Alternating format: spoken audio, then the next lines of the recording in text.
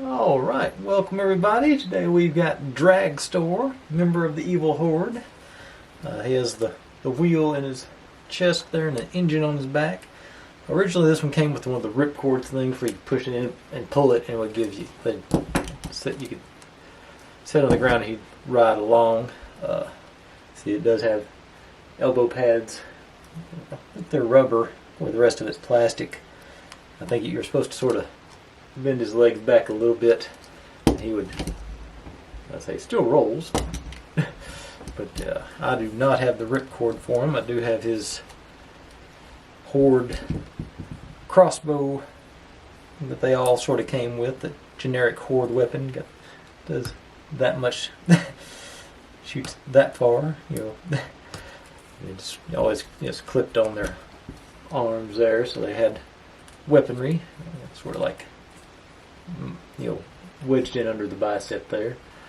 But I don't remember much else about this one. It's got, like I say, he got the engine on his back. Reading up on the Gray Skull wiki, is supposedly poisonous fumes came out of the engine, so that made him that much more dangerous. He does not have he has solid legs. There's no replacement for his hips on that. Pretty cool. Overall, I think pretty cool design for his having the crash helmet and the visor and all the. Okay, his head does turn. I wasn't sure that wasn't a solid piece. Good to know.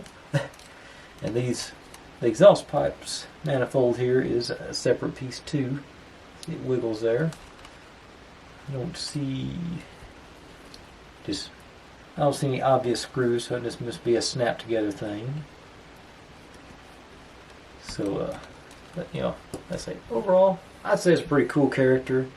This will probably be, unless I find some more, this will be the last week of my Masters of the Universe characters. I'm down to 4 or 5 of them, so I'm gonna burn them all up this week.